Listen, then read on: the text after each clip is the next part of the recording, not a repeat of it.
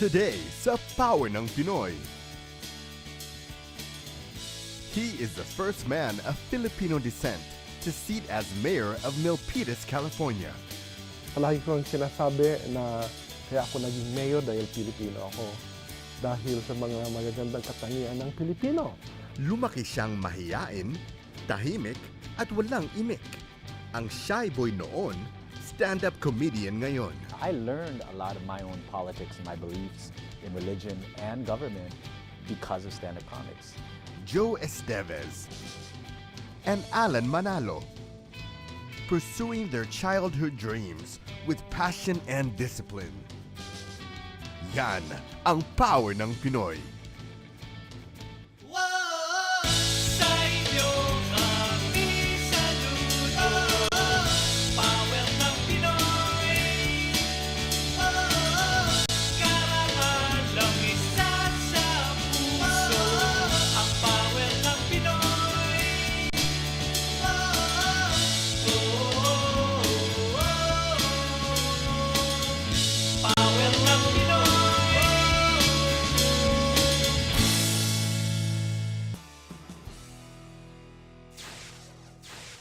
Traditional Filipino family values and a genuine desire to serve others.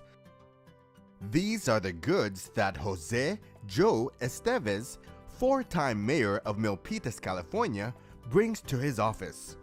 He happily traces these virtues to his childhood in Dagupan, Pangasinan. Ang father ko ang role model ko. Matulungin siya sa mga mahirap.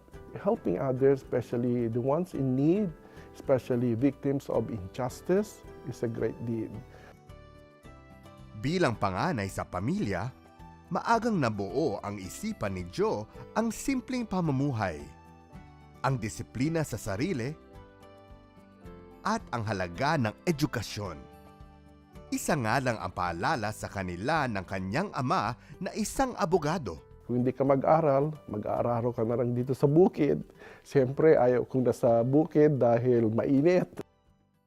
Pagdating sa edukasyon, Joe's parents set high standards for their children. In college, he studied at the University of the Philippines, where he took a course on civil engineering. College was the first test of his independence. Kailangan may sarili kang pag-iisip. Pangalawa, you have to stand on your own, when you go to a class, hindi na pwedeng magdepende sa teacher. In college, he joined a fraternity where members helped each other to reach their academic excellence and to balance serious study with good, clean fun. I feel that I'm a more or less a well-rounded student in the sense na hindi lang ako aral, nag-aaral din ako siyempre, pero may barkada din tayo, marami tayong extracurricular activities. After graduating, Joe easily got a job with the Manila Electric Company, a feat he clearly is proud of because it enabled him to help his parents with his younger siblings. So in my own small way, I try to help.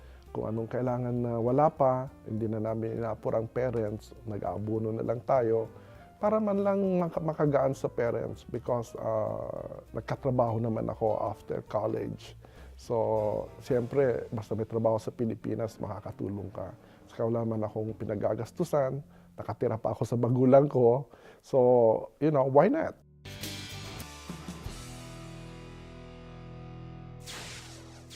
Joe was a prized worker involved in data management.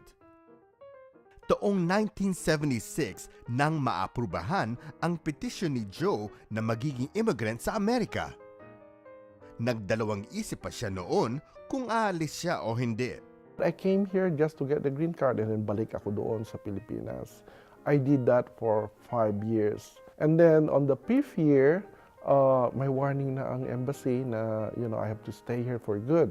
Otherwise, mawawala yung green card. And at the same time, in the Philippines, yan yung time na magulo. So because of that, I made a decision, although I didn't like it, to come here and try this life for the sake of long-term security. At age 33, Joe finally made the decision to move his family to the United States for good. Iba talaga ang buhay sa Amerika, walang katulong. Pero okay lang ito kay Joe. Ang lahat ay kakayanin para sa pamilya. If you appreciate and love your family, you will become a good person in the first place. And hard work Joe did, starting again from the bottom up in his field. First, he started as a program analyst for a private company. Then joined the County of Santa Clara in Northern California as senior program analyst.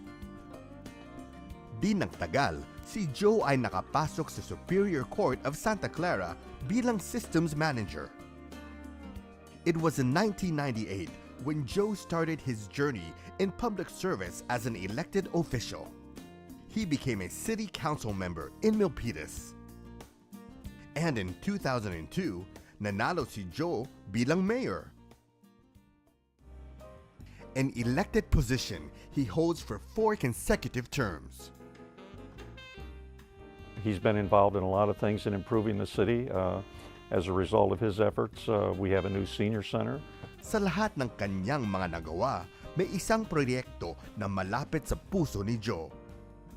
And this is the new library of the city of MIlpitas. Chaired the project from beginning to end, completed it on budget, on schedule. Joe believes he won the people's vote because they knew of his character, accomplishments, and his values in life. He makes time for us kahit na busy-busy siya. The one thing is very, very supportive siya sa amin. Samantala, ipinagmamalaki ni Joe na ang kanyang pagkapanalo ay dahil sa kanyang pagka-Pilipino. Kaya ako naging mayor dahil Pilipino ako. Dahil sa mga magagandang katangian ng Pilipino. Gusto natin maitaguyod ang ating pagka-Pilipino at saka ayaw nating masira ang pangalan ng Pilipino. For Joe Esteves, public service is indeed public trust.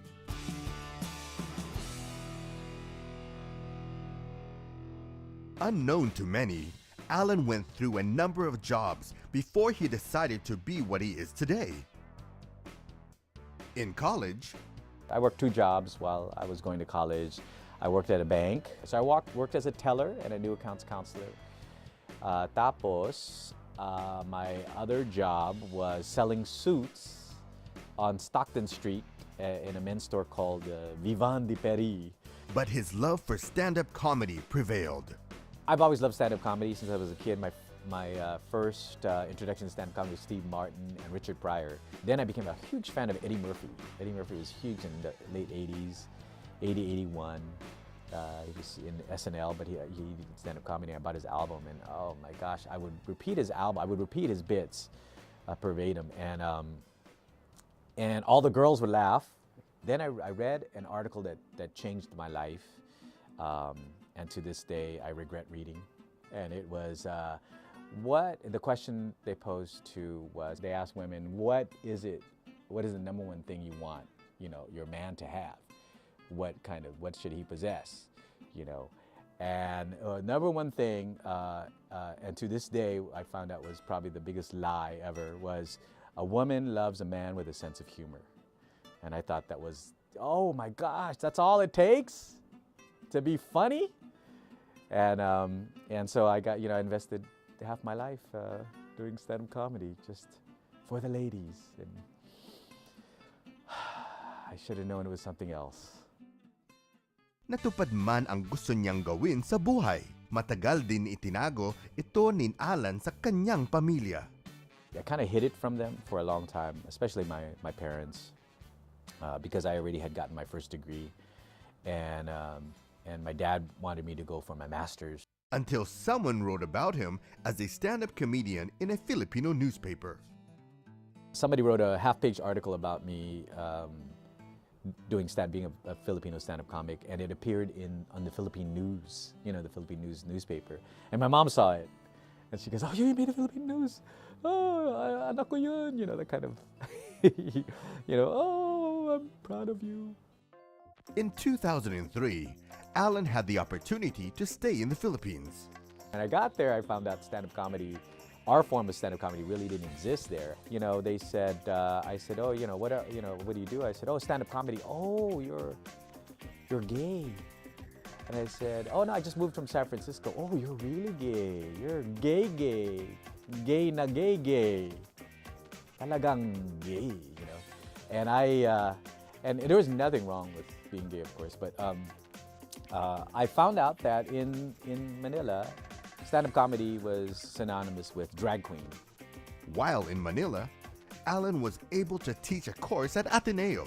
I had the opportunity to teach at Ateneo stand-up comedy because of Theo Gonzalez, again, one of my best friends. He was a Fulbright scholar and he lectured there on Filipino-American in the performing arts.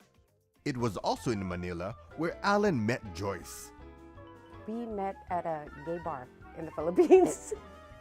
It's usually the hangout for theater folks, so he was taken there by one of our friends, and I was there with my friends, so we got introduced that night. He extended in the Philippines for another week. He came back to San Francisco. When he came back, we were on the phone at least twice a week. He would send me packages once a week, and then... And then, Allan sent her a one-way ticket to the US. Today, real partners through thick and thin. Kasama ni Allan si Joyce sa pagpapalago ng Bindlestiff Studios. And welcome to Bindlestiff Studio, an epicenter of Filipino-American performing arts. Allan Manalo is the executive director of Bindlestiff Studio in San Francisco, California. Bindlestiff is an old term for the classic image of a hobo or traveling worker who carries his earthly possessions in a bindle or bundle. For Fil-Am artists and their followers, home is Bindlestiff Studio, the nation's only epicenter for Filipino-American arts. No doubt, Allan excels in his craft. But what about the other side of the comedian? He's only 4 or 5 years old. Eh, kung minsan yung daycare, hindi pa nagbubukas kasi maaga yung pasok ko. Sabi ko, anak, diyan ka lang muna, bantayin mo yung kapatid mo. Sabi ko ganun. Minsan umuulan pa. Tapos, yeah, Ma, don't worry about me. And I'll take care of Alma. And he's really a good child, good son ever since, you know. I never have any problem with him. Saka lagi siyang maaasahan. Yeah, very responsible. Very responsible, with integrity. The funny man is first and foremost a disciplinarian. Isang mahalagang katangian para makamit ang mga pangarap sa buhay. You put in the time, the discipline, recognize your perseverance, and recognize and embrace your passion. That's going to get you by. And if you're successful in your craft, even as an artist, you're going to find a way to make a living out of it. You're going to be able to, and that's when your dreams come true because you're doing what you've always wanted to do. That's our show for today. Salamat po for watching. We'll see you again next week. And always remember, nothing is impossible in the land of the free. As long as you plan ahead, pray hard, and work even harder. At kapag ikay nagtagumpay, tulungan mo rin magtagumpay ang kapwa mo. Yan ang power ng Pinoy.